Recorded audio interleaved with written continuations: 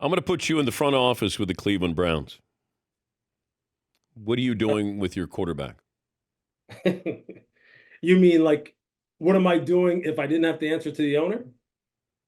Putting Sure. him, yeah, I'm putting him on the bench because I'm sure the coach is probably in my office going, when can I put him on the bench because he doesn't give us the best chance to win? When can I make a change here because he's not giving us the best chance to win? When can I make a change here because I can't run the offense I want to run because he's not the guy to run the offense I want to run?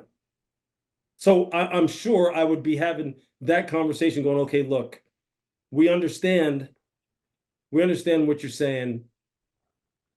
Um, and if I had the autonomy to make that decision, I would understand and I would support the coach.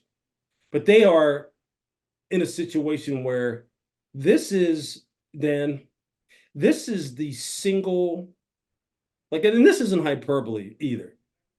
This is the single worst contract and situation. Maybe I mean, I'd have to really sit here and think about it, a little bit more, but I can't think of a single worse contract situation in the history of sports. Think about that. I mean, at least Tua plays well when he's in there. I never would have signed him to an extension, given the medical Right. risk. But Yep. Watson just doesn't play well. It's like Yeah. he's vacant when he's out But there. He's that's it. he's checked out.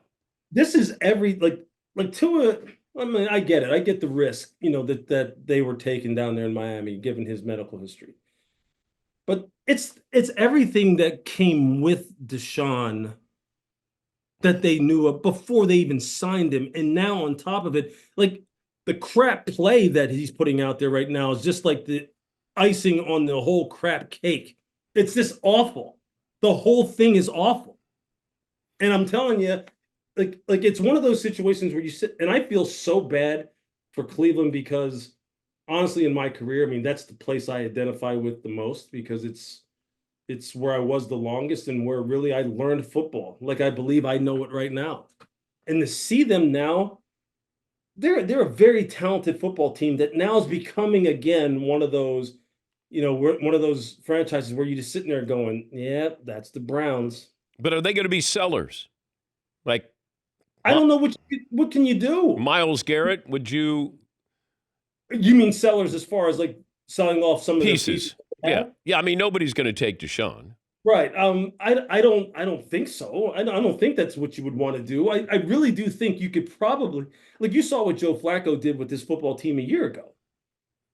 You literally right now, I believe, to give themselves a chance to pull out of this downward spiral that they're in, need to replace one guy. You probably need to sit one guy Yeah, down. but they chose not to bring Joe back because they didn't want a quarterback controversy. And Exactly. and they bring in Jameis for the same amount of money that Joe is making in Indianapolis. That See, to me is embarrassing. that you're right. It is. What I'm saying is you don't need to be sellers. All you need to do is really move one guy out of the way.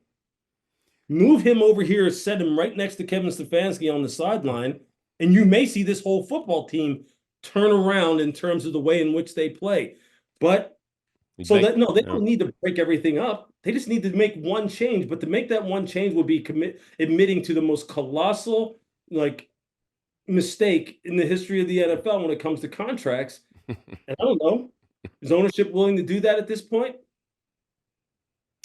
If they don't, then it's just going to get worse.